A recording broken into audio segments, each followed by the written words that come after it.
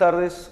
Estamos en un nuevo programa de Dale Fuego, aquí en el cuarto piso de INPA, la primer fábrica recuperada del país, ya hace 18 años, bajo gestión de sus trabajadores. Hoy tenemos como invitada a Victoria Gesagui. ¿Cómo estás? Bien, muy bien. Gracias por la invitación. A Victoria Gesagui, que trabaja un tema quizá novedoso, en realidad no novedoso desde cómo se lo encara para la discusión o para los análisis. Siempre se estudia las clases dominantes, pero en general cuando uno va a estudiar o analizar o discutir, se plantea muchas veces principalmente la discusión de los sectores populares, de la clase obrera, o de determinadas corporaciones estatales, los militares, los empresarios. Pero Victoria lo trabaja de otra forma. Fuiste descubriendo a lo largo de tu investigación un nuevo tipo de abordaje. Un nuevo tipo de abordaje que quizá no tiene la incorporación de una categoría que digamos nueva, porque te referís a las aristocracias, pero sí categorías que no son tomadas para analizar la clase dominante argentina, ¿no? ¿Cómo fue que llegaste a la idea de estudiar a las élites? Bueno, un poco tiene que ver también con el contexto de recuperación de esta fábrica, por ejemplo.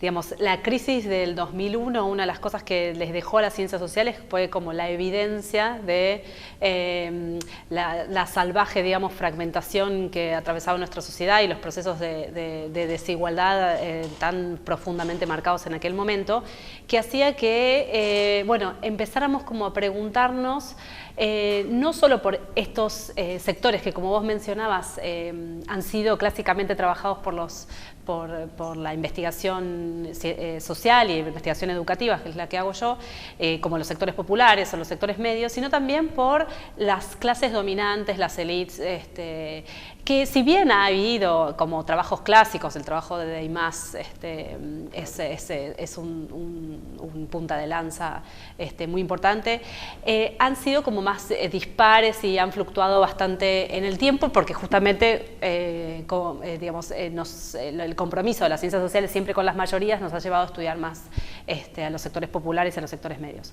Entonces, indagar, por ejemplo, en una época en la que el sistema educativo aparecía como con los indicios de una profunda fragmentación, ¿qué pasaba con los sectores altos, con las clases dominantes, con las élites, dónde se educaban, dónde educaban a sus hijos? También porque había en aquel momento cierta preocupación por quienes conducían los designios de nuestro país. Entonces, había como interés por empezar a indagar en la educación de los sectores dominantes.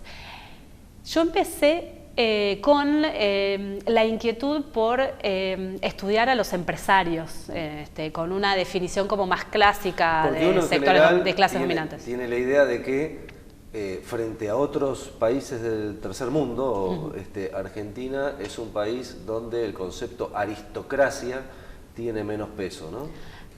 Completamente. Frente a otros países del tercer mundo y frente a países desarrollados donde las élites dominantes tienen, digamos, nichos dentro del sistema educativo regulados por el Estado, como Francia, como Estados Unidos, digamos, para educar a sus élites.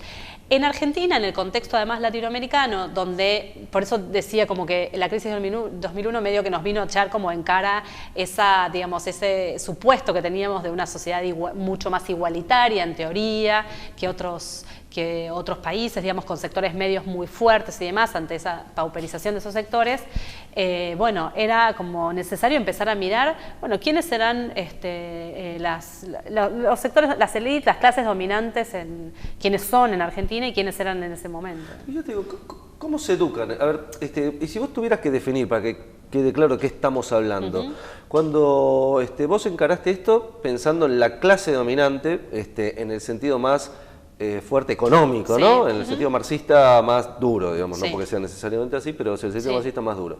¿Y cómo encontraste esta nueva definición? ¿Qué similitudes, qué diferencias encontrás?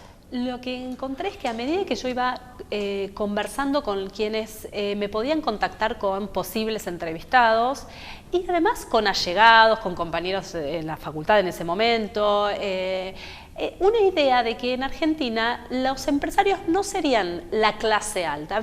Hay, digamos, un sector al que, digamos, que después yo a lo largo de la investigación reconstruí cómo se reconocen a sí mismos como la clase alta, pero también que en un sentido común en nuestro país hay unas familias, un grupo de familias tradicionales que son la verdadera clase alta en la Argentina. Y empecé como a indagar esto de qué es la verdadera clase alta, por qué hay algunos que los empresarios no serían parte de la clase alta, porque, digamos, esta definición de clase alta toma otros criterios que, digamos, para legitimar esa posición de privilegio, que soslayan la variable económica. O sea, la variable económica aparece en el caso de las familias tradicionales, o sea, yo lo que indagué es esta categoría de clase alta argentina como familias vinculadas a la producción agropecuaria, vinculadas a la permanencia, la existencia en nuestro país con mucha anterioridad a las inmigraciones masivas, el estar vinculados con lo que ellos llaman los padres de la patria, o sea, algún prócer que ha participado de algún evento destacado históricamente. Pero esta construcción de las familias tradicionales intenta como producir una separación, un distanciamiento de aquellos que acceden a posiciones de privilegio por la vía económica. Notablemente, digamos, muy fuertemente distanciándose o produciendo diferencias con lo que ellos llaman los nuevos ricos.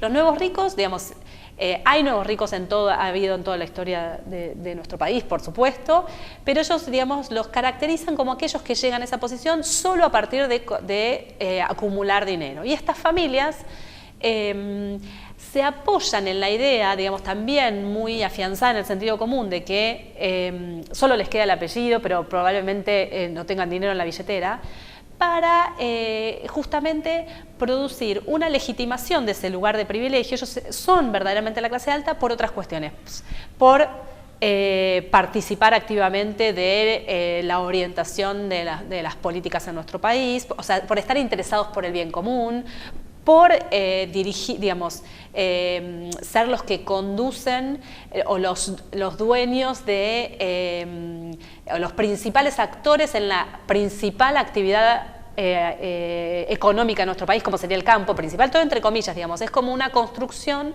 para validar ese lugar desde un lugar distinto a la riqueza, porque en nuestro país validar una posición social a partir de la riqueza es rápidamente impugnado. O sea, ellos se valorizan a partir de algo simbólico. Exactamente. Frente a algo material. Exactamente. Y el cruce entre eso simbólico y eso material, porque sí, pobres no son, no encontramos presidentes de comisiones vecinales en la villa, Abraham Menéndez, digamos. Exactamente. Por más que lo son por prestigio ante sus pares, ¿no? Están en otros lugares. Exacto. Bueno, justamente lo que yo intento mostrar en el libro que recoge mi investigación es que estas familias a las cuales yo fui llegando por recomendación, unas me recomendaban a otras, cuando empezaba a indagar, a ver qué hacían, quiénes eran y demás, terminan siendo parte de los 30 grupos agropecuarios más importantes de la Pampa Húmeda, y también he entrevistado a familias que son dueñas de importantes extensiones de tierra en el sur del país y en el norte argentino. Entonces, no es que no tengan dinero, para nada, tienen muchas extensiones de tierra, pero además sus empresas familiares están diversificadas, se han diversificado, aquellos más exitosos han logrado diversificar su economía y además, como establecen lazos de alianzas y de parentesco, y acá las escuelas son importantes, y después si querés te cuento, con otros miembros de las élites económicas. En muchos casos hay familias que tienen grandes extensiones de tierra, pero a la vez que tienen participación en empresas industriales, de las empresas industriales más grandes del país. Entonces, la imbricación entre familias tradicionales y empresarios es importante, existe. Si uno mira los 5 empresarios más ricos en la Argentina, 3 de ellos están casados con mujeres de familias tradicionales, y si vamos más abajo, incluso hay empresarios con apellido tradicional directamente.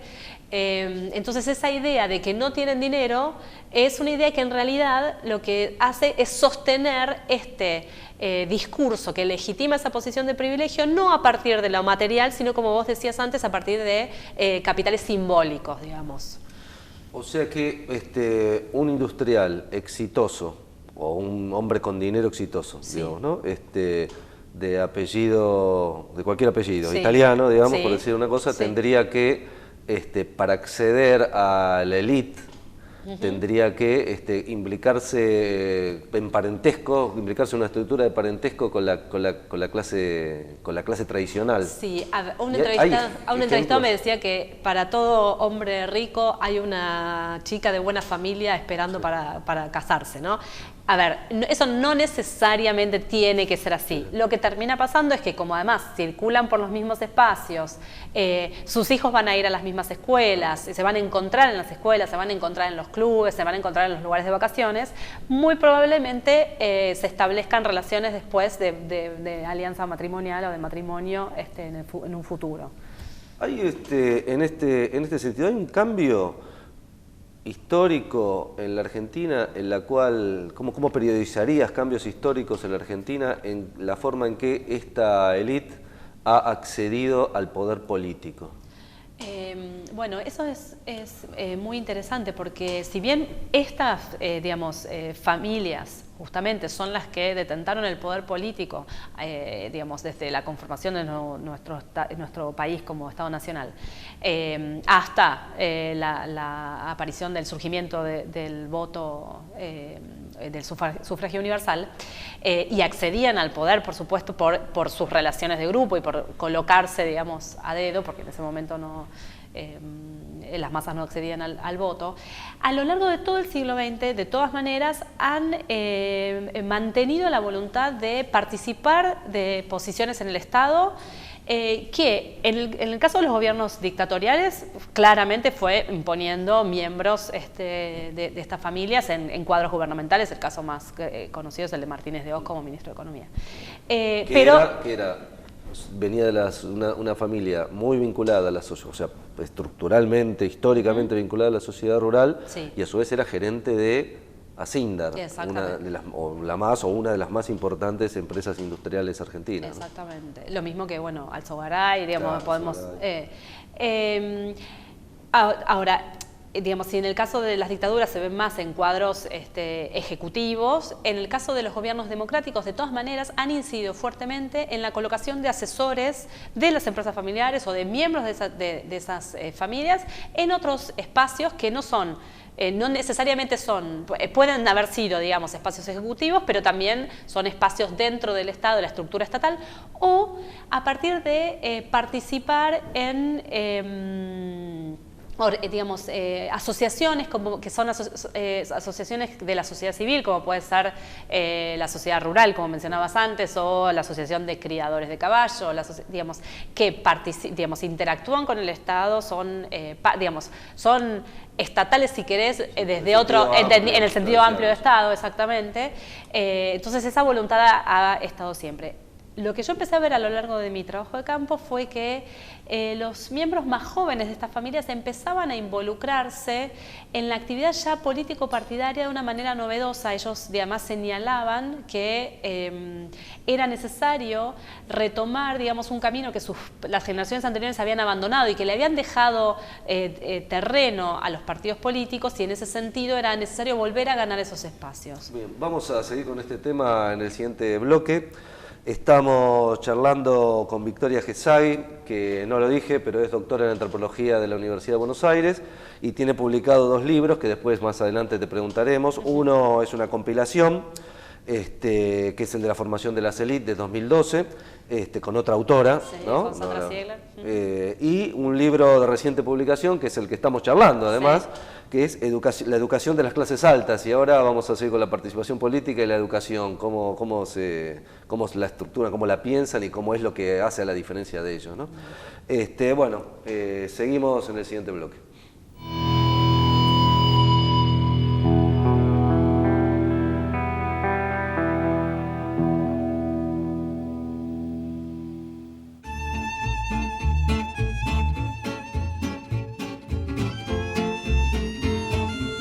muchas cosas que nos arrima hacerla hoy en día, tener una justicia social acá adentro.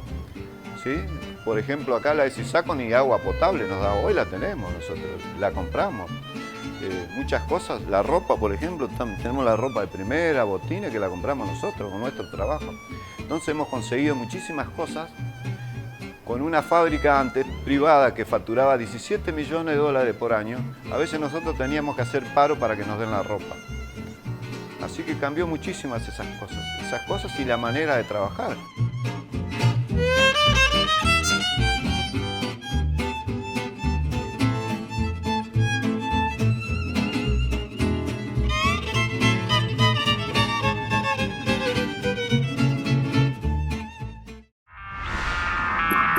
Tras 200 años de extracción y consumo voraz, los combustibles fósiles baratos y de fácil acceso han alcanzado su techo productivo. Las empresas y gobiernos continúan apostando por los hidrocarburos como principal fuente de energía, explotando ahora yacimientos conocidos como no convencionales. Una de las técnicas empleadas para extraerlos se denomina fracking o fractura hidráulica. Pero, ¿qué es el fracking? Para liberar el gas o el petróleo se perfora hasta la formación geológica que los contiene y se inyecta agua a alta presión, mezclada con productos químicos y arena. Esto provoca que fluyan a la superficie y puedan ser extraídos. El problema que acarrea esta técnica es el impacto socioambiental que puede traducirse directamente en aumento de la actividad sísmica, mayores emisiones de gases de efecto invernadero, gran ocupación territorial, contaminación del aire con sustancias de alta toxicidad, contaminación del agua superficial y subterránea.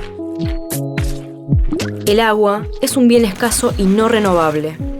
El fracking no solo consume millones de litros, sino que además el uso de químicos altamente tóxicos pone en riesgo las aguas subterráneas y superficiales, ya sea por fugas hacia la superficie, por derrames durante su manipulación o por incorrecta disposición de líquidos residuales. Entonces, ¿estamos dispuestos a obtener energía a cualquier precio? En Argentina la producción de petróleo y gas convencional ya alcanzó su pico productivo. La búsqueda de más hidrocarburos está extendiendo la frontera extractiva a todo el territorio nacional. El objetivo a largo plazo de YPF y las empresas transnacionales apunta a la exportación de los hidrocarburos obtenidos a través del fracking. Pero, ¿a quién beneficia esta técnica nociva, cara y contaminante? Según estimaciones del gobierno de Estados Unidos, Argentina tiene un gran potencial en gas y petróleo de yacimientos no convencionales. De hecho, el fracking ya se está practicando en el país desde hace 2 años. En Neuquén se fracturó en la Reserva Provincial Aucamahuida y en comunidades mapuche como Ñelaicó, violando la legislación indígena y su derecho a consulta previa. También se está implementando en Río Negro, en zonas de chacras dedicadas a la fruticultura, en Chubut, en las cercanías de Comodoro Rivadavia y en Las Heras, provincia de Santa Cruz. Además, se pretende comenzar a explorar en provincias sin antecedentes de explotación de hidrocarburos. Los riesgos del fracking están poniendo en guardia a poblaciones de todo el planeta. Gracias a la presión popular, ya se prohibió en países como Francia y Bulgaria y se están extendiendo moratorias en diversos puntos del mundo. En Argentina, varios movimientos populares están trabajando en proyectos similares tanto en municipios como a nivel provincial e incluso en el ámbito nacional. Informándonos y organizándonos, podemos lograr que Argentina sea un país libre de fracking. Otras maneras de obtener energía son posibles. Es hora de apostar por el uso de energías limpias y renovables. Y más aún, de discutir cómo y para qué generamos energía. Luchemos por el cambio. Paremos el fracking.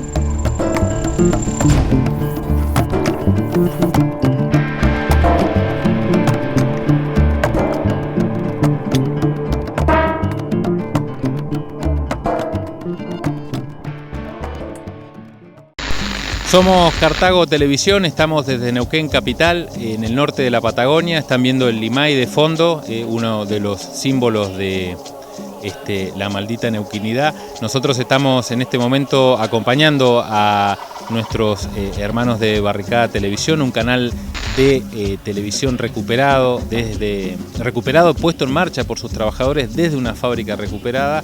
Creíamos importante estar hoy presentes en esta iniciativa que tiene que ver con el reclamo al ENACOM por el establecimiento definitivo de la señal de Barricada Televisión. Es para nosotros también un gran avance. Incluso esta lucha, en la cual nunca hay una certeza de un triunfo definitivo, ni mucho menos, es también parte de ese crecimiento que nosotros queremos incorporar también en el día a día de Cartago Televisión. Nosotros, que somos un pequeño programa, un experimento audiovisual que ya lleva 6 años, y queríamos sumarnos con nuestro pequeño empuje a este gran trabajo que se realiza de la comunicación popular en la República Argentina, en aras también de todo el tercer mundo. Barricada Televisión también es Latinoamérica. Un abrazo muy grande y estamos a entera disposición.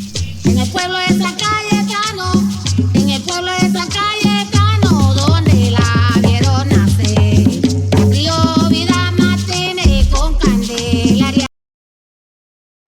Hay épocas en que la poesía se plantea una última cuestión. Cuando lleguen los poetas del mañana, los que anunciarán la alegría, tendremos algo más para recibirlos que tumbas de inocentes sin justicia y la moneda de la vida jugada a cara o cruz.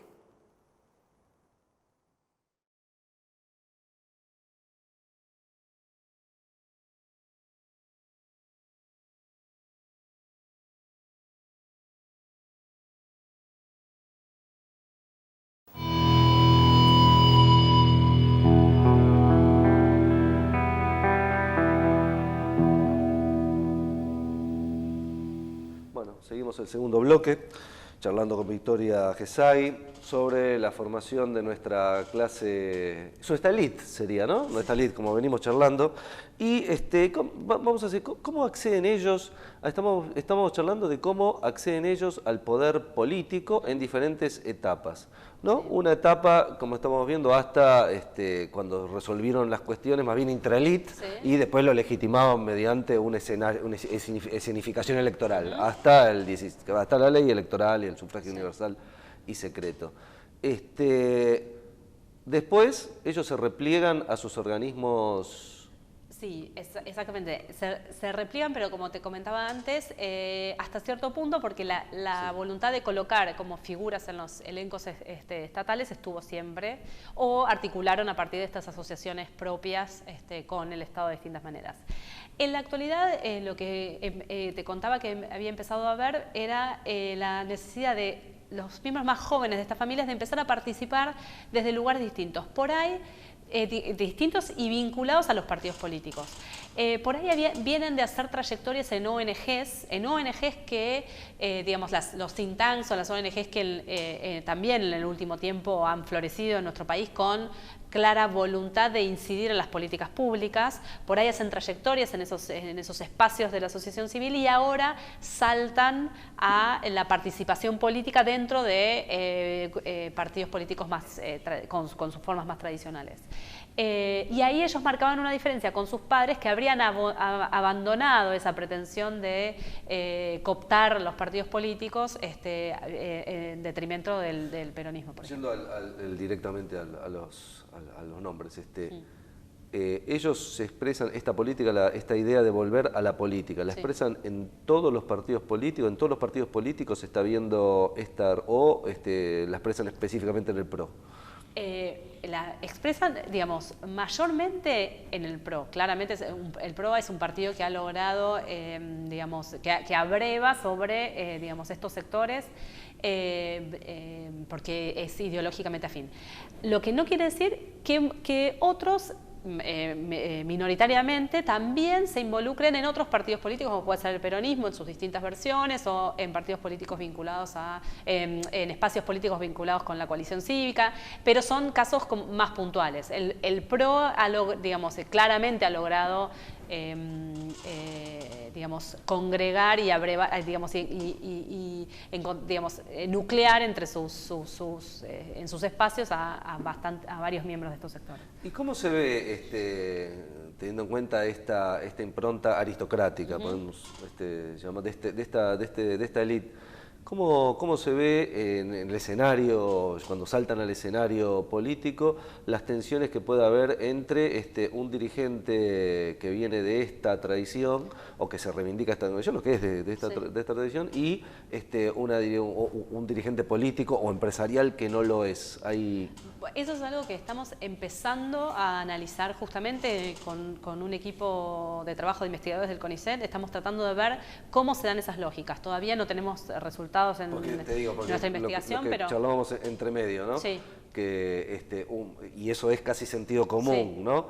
Uno ve a Pinedo y dice, bueno, es por lo menos Pinedo, es un tipo culto, una persona que se cuida al hablar. Y uno lo ve, bueno, digamos a Macri o a muchos otros más, y dice, no, este es un bruto. Bueno, es interesante porque al interior de las familias tradicionales también hay procesos de distinción, ¿no? Y uno de las formas de distinguirse y diferenciarse entre los miembros de las familias es en esta caracterización de aquel que logra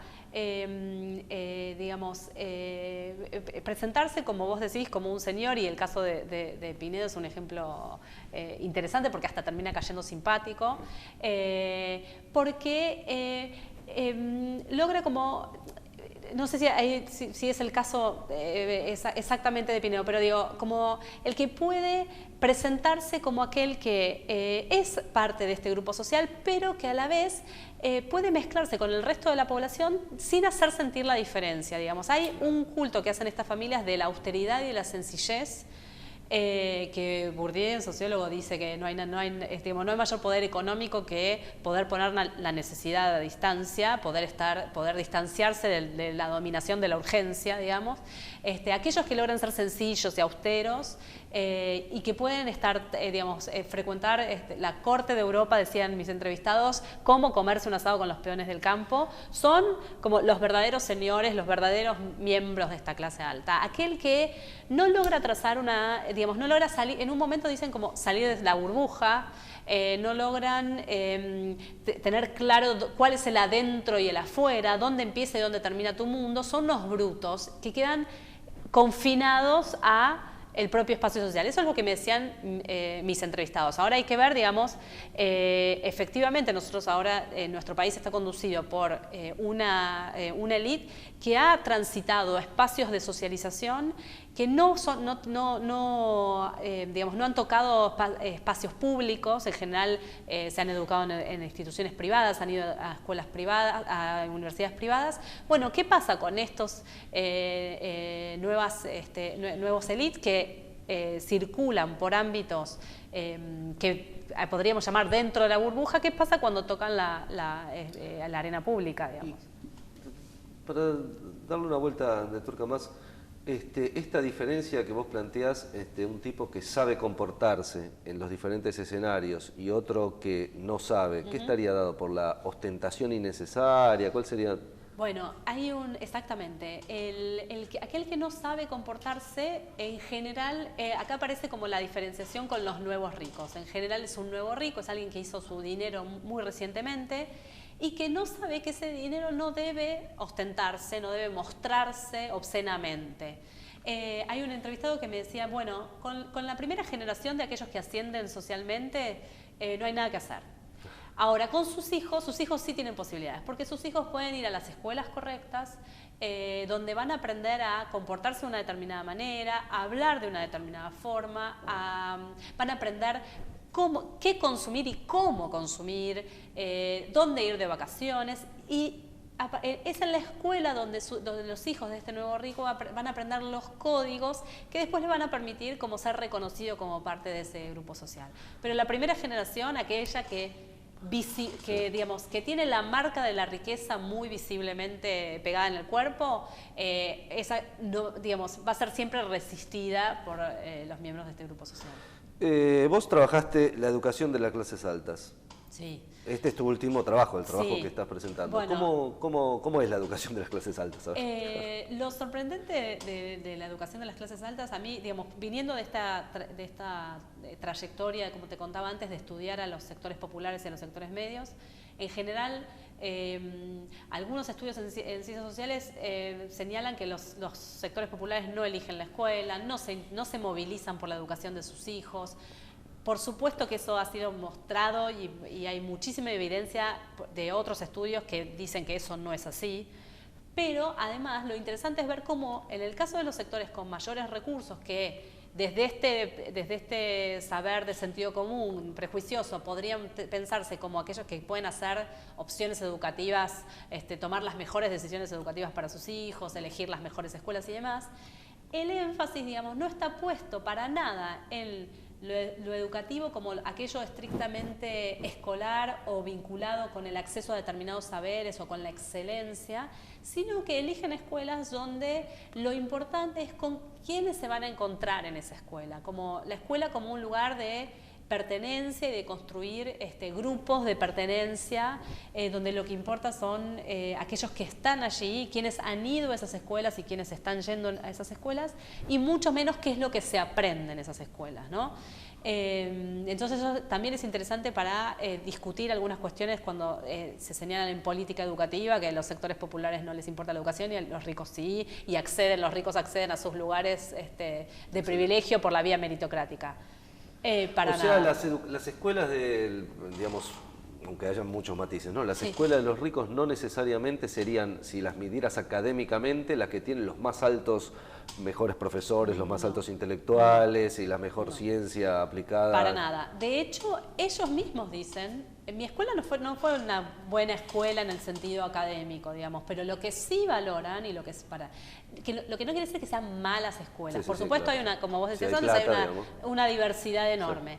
Ahora, el acento no está puesto en los aprendizajes o en qué es lo que se aprende en términos de contenido escolar, sino en otras cuestiones que sí se aprenden allí, como te mencionaba antes, ciertos códigos, pero a la vez es muy importante la formación religiosa católica, es muy importante la práctica de los deportes, ciertos comportamientos, ciertas actitudes que se aprenden a partir de practicar determinados deportes como el rugby, por ejemplo, ellos señalan como el espíritu de cuerpo, el espíritu de equipo, el que no importa si vos sos, el rugby tiene esto que se dice que no importa si vos sos, digamos, el tipo de cuerpo que tengas, si podés correr más o menos, hay un lugar, una posición en el equipo que va a permitir que vos te desarrolles.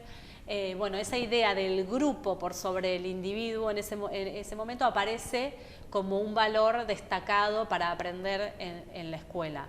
El estar en espacios verdes, el tener una buena infraestructura, pero sobre todo una entrevistada me decía, yo quiero que mis hijos estén cansados de correr, que vengan como con quemaditos y cansados de correr, ¿no? Como una idea de que en la escuela se está para correr en el pasto. Pero hay una cosa muy importante que tiene que ver con que los aprendizajes para el trabajo o para, digamos, acceder después a la universidad y demás, no se aprenden en la escuela. Se aprenden, el aprendizaje para el trabajo que los sectores populares y medios pueden llegar a aprender o que ven en la escuela, digamos, una herramienta para después acceder al mercado laboral, al mercado de trabajo, o los sectores medios y populares que dicen acceder a la educación para ser una mejor persona. Acá el acceso al mundo de trabajo está dado por otros aprendizajes que transcurren en el ámbito de la socialización familiar. O sea, ir de chicos al campo es un modo de aprender cómo gerenciar el campo, ir de chicos a participar de las reuniones de directorio.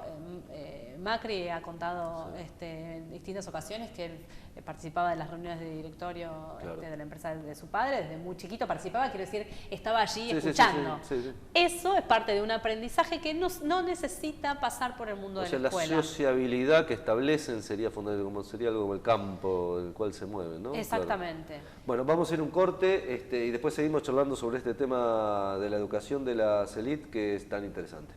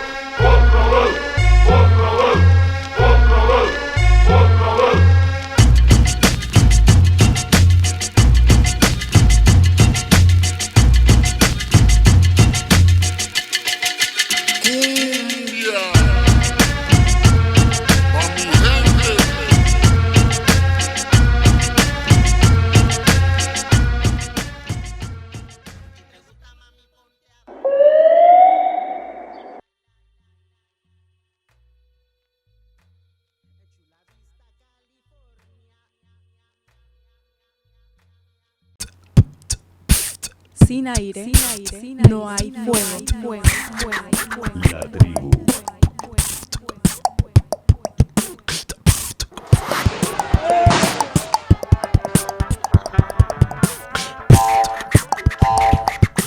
Esto pasa en la tribu. Es posible la revolución.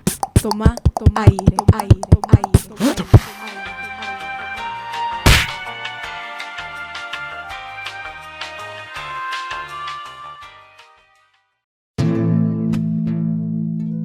El socialismo desde donde tiene que surgir, que no es desde la presidencia de la República. No se decreta esto. Hay que crearlo desde las bases. Es una creación popular, es una creación de las masas, es una creación de la nación, es una creación heroica, decía Mariátegui. Es un parto histórico. Esta es la hora y el mejor momento, porque no estás sola, porque somos cientos. Barricada TV, la pantalla para un mundo nuevo. La rutina de la miseria y los...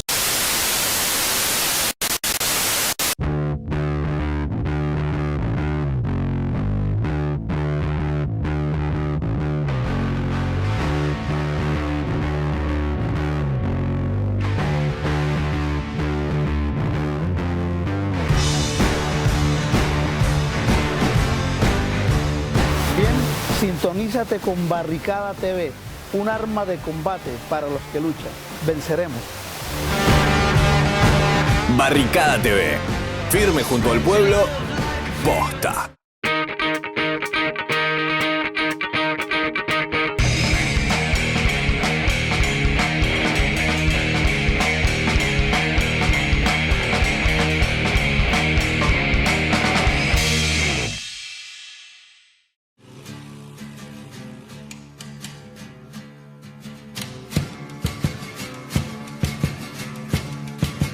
Hace 18 años que desde la FM Freeway pensamos en un proyecto que difundiera desde una radio comunitaria y alternativa la cultura rock del oeste. Para eso pusimos todas nuestras energías en crear una radio sin fines de lucro que difundiera a las 24 horas la música de las bandas de rock independientes de nuestros barrios. Hoy nos llegó forzosamente el cambio. Los aumentos en las tarifas de electricidad, sumado a la cancelación de pautas municipales, pone en riesgo el normal desarrollo de nuestro medio de comunicación. Muchas radios de distintas localidades atraviesan la misma situación. Es por esto que nos vemos obligados a suspender desde las 0 horas y hasta las 6 de la mañana nuestra transmisión por aire. Para poder seguir sintonizándonos en los horarios de apagón forzado, búscanos en www.fmfreeway.org.ar. La comunicación es tu derecho.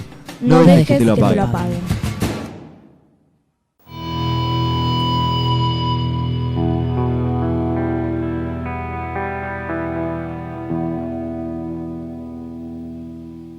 Bueno, seguimos charlando en el tercer y último bloque de Dale Fuego, aquí en Barricada TV, en el cuarto piso de IMPA, la primera fábrica recuperada del país, con Victoria Gesagui, y estábamos tratando el tema de la educación, de las élites. Y vos me decías que en realidad ellos no buscan alto nivel, excelencia académica, sino que más bien buscan ámbitos de sociabilidad.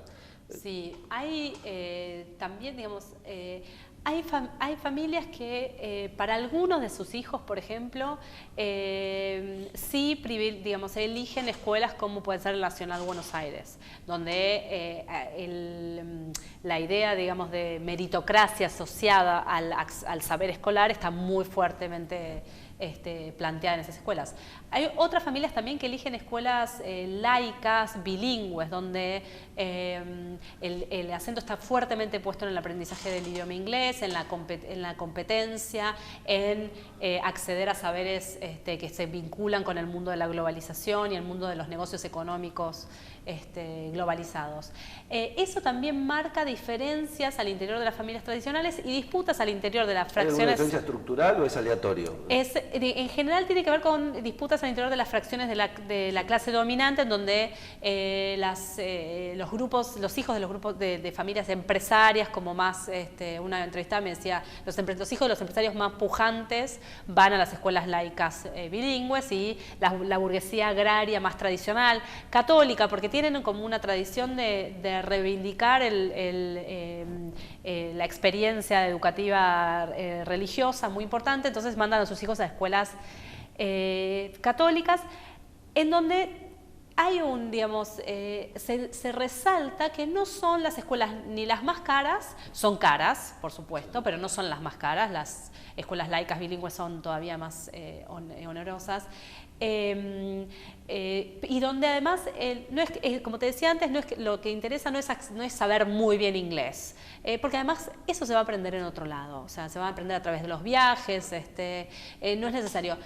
Y esa idea también refuerza esta disputa con estas otras fracciones de las clases dominantes por presentarse como un sector que privilegia a la familia, privilegia los valores religiosos, privilegia la solidaridad en detrimento de otras fracciones de la clase dominante más competitivas, donde la competencia, el individualismo, la meritocracia más cruda, digamos, está puesta en valor. Y esta tradición en los sectores de la élite vinculadas o que simbólicamente se vinculan más al campo y materialmente también, es hacia las escuelas católicas. Sí. ¿Eso fue siempre así? Eso fue siempre así. También eso es interesante porque estas escuelas, la mayoría de estas escuelas se fundan al inicio del, segunda década del siglo XX. Eso tiene que ver con un momento justamente con el acceso al poder ya no de los miembros de su clase social, sino con la democratización, con la incipiente masificación y democratización de la sociedad argentina. Entonces, y una incipiente masificación del sector educativo. Entonces se recluyen en sus propias escuelas, fundan sus propias escuelas. Es interesante cómo el Estado nunca reguló, hizo oídos sordos a este surgimiento de escuelas que congregaban estos sectores y que tenían la potestad de seleccionar a sus alumnos desde muy tempranamente. También hay que decir que hubo intentos reformistas en nuestro país de establecer un sistema de educación de las élites avalado por el Estado, como existe en Francia. Y ¿Eso puede ser hecho? Si yo quisiera ir a una escuela de esta, ¿puedo ir? Si la puedo pagar. Yo no sé, no te conozco, pero no, si la puedes pagar solamente no es, poder pagarla no es condición de acceder a estas escuelas. Es necesario estar vinculado con, tener un padrino. Sí, tener no solo un padrino, dos padrinos, o sea, dos personas que te presenten en esa escuela, que sean reconocidas en la comunidad. Entonces, la familia pasa por una entrevista en donde todos sus miembros son evaluados en alguna medida, y en función de eso la escuela acepta o no acepta a el chico que desea ingresar. Pero por eso también se produce una separación con el dinero. No se accede a esas escuelas porque se puede pagarlas. En ese sentido, la escuela también ejerce un poder de consagración de estos grupos, en el sentido de que al elegir, al seleccionar, es decir, vos podés entrar, está consagrando a esos miembros, en el sentido de que le está diciendo vos perteneces a este grupo. ¿Y esto se da primario, secundario y universitario en los tres niveles? Esto se da en nivel primario y secundario. Es interesante porque en otros países las élites se educan en distintos colegios y después van a determinadas universidades, que es donde el pasaje por esas universidades es lo que las consagra como élite. En este caso, en el caso de la Argentina, es el pasaje por determinadas escuelas primarias y secundarias y puntualmente escuelas secundarias, lo que consagra la pertenencia a ese grupo social. Después, muchos de ellos han estudiado en la universidad pública porque hay también una estrategia de salir de la burbuja y mezclarse con los otros, y en ese sentido la universidad pública es una buena arena, aunque muchos de sus miembros han educado en instituciones del sector privado, y lo que estamos analizando ahora es si eso se empieza también a correr, si en la actualidad el sistema de educación universitario no empieza también a fragmentarse en instituciones privadas para ricos y la educación pública para los sectores medios y los sectores populares. ¿Eso es lo que estás investigando ahora en tu siguiente...? Eso es lo que estamos investigando en un equipo de trabajo en la Flaxo, digamos, qué es lo que está pasando en el sistema de, digamos, con los egresados de estas escuelas y qué pasa con la educación superior, digamos. ¿Vos dirías que hay una segmentación a nivel educativo, entonces, que hay un sector de la sociedad y eso afecta a la concepción más democrática y más igualitaria de que todos creemos que tiene nuestro sistema educativo? Más allá, me refiero de las rupturas de los últimos 20 o 30 años que tienen que ver con lo económico o de la lucha entre laico y libre, sino algo más. ¿Cómo lo ves eso? Bueno, la respuesta es compleja, porque por un lado sí, efectivamente hay una segmentación profundísima de nuestro sistema educativo. Los sectores medios cada vez más eligen las escuelas privadas en detrimento de la escuela pública. Ahora, también hay que decir que eso es algo que es muy evidente en la Ciudad de Buenos Aires. La Ciudad de Buenos Aires, el 50% de su matrícula está en el sector privado, que también hay que matizar, no solamente congrega los sectores altos y medios, sino también sectores populares que pagan una cuota mínima, porque el sector privado también es muy disímil, hay bastantes escuelas que tienen mucha subvención. Pero en otros espacios, digamos, en otras zonas del país, la presencia del sector privado es muy menor, en el norte del país es muy menor, en el sur del país existe, pero es menor también. Entonces, la escuela pública sigue teniendo una presencia enorme y una importancia radical en todo nuestro país. Eso es lo que hace que, digamos, sigamos manteniendo esta idea de que somos un país que digamos que sigue concediendo ciertas oportunidades, aunque por supuesto todos nos aunamos en reivindicar la necesidad de fortalecer esa escuela pública, de financiar, por favor, de financiarla, de financiar no solo los sueldos sino la infraestructura, digamos, o sea, que esa escuela sea cada vez de mejor calidad. Pero en la Ciudad de Buenos Aires, en Provincia de Buenos Aires también, en Provincia de Buenos Aires además está fragmentado por zonas, la zona norte de la Provincia de Buenos Aires, ciertas zonas del primer cordón de zona sur también de la Provincia de Buenos Aires, donde ha crecido notablemente la matrícula del sector privado. Ahora, al interior de la provincia también el sector público sigue manteniendo una relevancia considerable. Entonces, por un lado es un hecho que nuestro sistema está fragmentado, pero también es un hecho que tiene más que ver con las zonas urbanas, con la Ciudad de Buenos Aires y con ciertas capitales de provincia también, pero que de ningún modo se extrapola, digamos, a todo el país, donde la escuela pública sigue siendo, en algunos casos, digamos, que no hay oferta del sector privado. O sea, vos decís que hay como tres sectores, ¿no? Uno privado de la élite. Sí. Uno privado que va avanzando, al cual se recuestan los sectores medios en un sentido muy amplio, asalariados o profesionales, pero medios. Y un sector estatal en el cual va quedando replegada las sectores populares, sectores medios que siguen yendo, pero sectores populares y sectores más pobres de la sociedad. ¿Y eso qué efecto puede tener? Bueno, para mí tienen los efectos que ya estamos viendo, digamos, efectos en términos de desigualdad, de segregación urbana, notablemente del crecimiento de la desigualdad de nuestro país, material y simbólicamente también, ¿no? Bueno, tu último trabajo va a ir orientado en esta dirección. Si nosotros tuviéramos para ir cerrando, pensar respecto del tema de la educación de las clases altas y la actualidad que nosotros estamos viviendo, el personal político que nosotros tenemos actualmente a la cabeza del Estado, ¿cómo lo definirías? Bueno, el presidente Macri, cuando hablaba del mejor equipo de los 50 en los últimos 50 años, digamos, también ha señalado en varias oportunidades que ha formado un gabinete con amigos del colegio. Eso también es algo interesante porque en nuestro país en general las élites políticas salían de escuelas públicas que tienen, digamos, claramente una pretensión y un trabajo en formar a sus jóvenes en que participen políticamente. Estoy pensando en el Nacional Buenos Aires, digamos, que clásicamente ha formado cuadros dirigentes. En este caso son escuelas del sector privado que, si bien no tienen esa pretensión en su ideario institucional, bueno, hoy nos encontramos con varios miembros de escuelas privadas, digamos que son las escuelas que eligen estos sectores como miembros de este gabinete, digamos. ¿Cuál va a ser el resultado? No lo sabemos, podemos intuir, tenemos que tener cada uno nuestra opinión respecto de cómo resultará esa experiencia. Es algo, digamos, que marca, así como también en un momento los 3 candidatos que teníamos a presidenciables venían de universidades privadas. Era la primera vez, ¿no? Era la primera vez. Porque que yo recuerde, bueno, los militares vienen de la escuela militar, pero los presidentes democráticos, inclusive, bueno, Perón era militar, sí, pero los presidentes democráticos, Frondizi, Ilia, Cámpora, Isabel, no sé si venía de algún lado, Alfonsín y... Venían de la universidad, de la universidad pública. Entonces, bueno, esto es algo novedoso y yo creo que es lo que justamente está dando cuenta de cambios en el sistema educativo, pero también...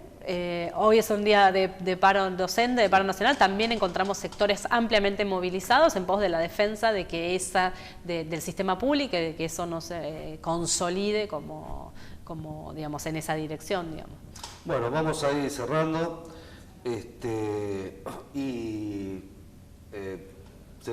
¿podés hacer alguna reflexión final sobre el tema de las élites que haya quedado en el tintero, algo que yo no haya abordado, que hayamos charlado y que no hayamos visto? No, lo que me parece, sí, por ahí lo que me parece interesante también es que mirar como los circuitos educativos de los sectores altos también nos arroja algunas líneas de análisis y de indagación respecto de las políticas educativas que debería implementar el Estado en función de garantizar la igualdad de todos. Y en ese sentido creo que además de acompañar con políticas de inclusión de todos en las escuelas, que son como la primera instancia, además de acompañar a la educación pública con la mejora de los aprendizajes, también es necesario mirar las prácticas que realizan las escuelas como forma de seleccionar a sus alumnos. El Estado tiene que, digamos, en algún punto abordar la cuestión del sector privado y cómo el sector privado selecciona a su alumnado y en ese sentido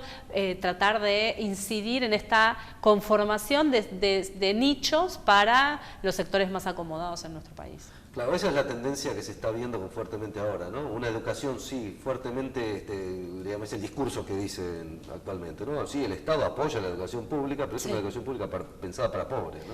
Es una educación pública, sí. Que tiende, todavía no es así. Exacto, que además, digamos, si por un lado se apoya la escuela pública, venimos como de una historia de financiamiento de esa escuela y una historia de desregulación del sector privado que en realidad lo que encubre es cómo el Estado también se apoya en el sector privado para que provea el servicio educativo, ¿no? Y ahora tenés que el personal de gobierno es captado del sector privado. Exactamente. Eso es casi una conclusión de un ciclo, ¿no? Sí.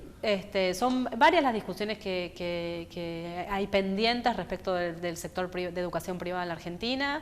En general la escuela pública es la que se ha hecho cargo del desafío de la inclusión y el sector privado no. El sector privado, digamos, asume el desafío de la calidad, en teoría se apropia de la categoría calidad educativa, cuando sabemos que los estudios que revelan la calidad, los resultados de los aprendizajes de los alumnos, una vez despejada la variable socioeconómica, es decir, si los alumnos están bien alimentados o no, dan cuenta de que no podemos distinguir entre educación pública y privada respecto de dónde se obtienen los mejores aprendizajes. Entonces, en ese sentido no hay diferencias. No solo eso, los países que desarrollan mejores políticas educativas hacen hincapié en el encuentro en la escuela de los distintos sectores sociales y ese encuentro es el que repercute en una mejora todavía de los aprendizajes. Entonces, bueno, en ese sentido todavía hay mucho por hacer y mucho para trabajar. Tengo una pregunta que me surgió ahora. Sí. ¿El peronismo en los 50 cambió algo en este aspecto? Bueno, sí, en distintos sentidos, en sentidos distintos y contrapuestos, digamos. Por un lado, amplió la inclusión de distintos sectores de la población en el acceso a la escuela, no solo a la escuela primaria, sobre todo a la escuela secundaria. Pensemos que en ese momento, digamos, hasta las mujeres solo terminaban la escuela primaria, era habitual, pero también, digamos, facilitó y negoció con el sector privado, digamos, la incorporación del sector al sistema de subsidios. También, por supuesto, los docentes del sector privado ganaron derechos durante el gobierno peronista cuando se igualó su estatuto con el estatuto de las escuelas públicas. Digamos, claramente ha incidido el gobierno peronista en la configuración del sistema en distintas direcciones, digamos. Por un lado, ya te digo, incluyendo más alumnos en las escuelas, garantizando el acceso. Por otro lado, mejorando las condiciones de los docentes de las escuelas particulares. Por otro lado, también negociando la regulación del sector privado con amplios, digamos, otorgando amplios márgenes al sector privado para moverse en el sistema, digamos.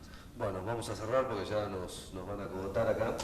Así que, bueno, te agradezco mucho que hayas venido. Te vimos con Victoria Gesay, autora del libro La educación de las clases altas del 2016, de este año, recientemente editado por Editorial Siglo XXI. Bueno, lo leeremos completo. Y bueno, toda la charla que hemos tenido creo que es no solo una charla que nos interioriza en un tema que por ahí no conocemos o que no abordamos, ¿no? Que no lo vemos desde esta perspectiva, y que nos permite entender un poco más cómo domina la clase dominante, cómo pretende hacerlo, que es un tema que hay que pensarlo, ¿no?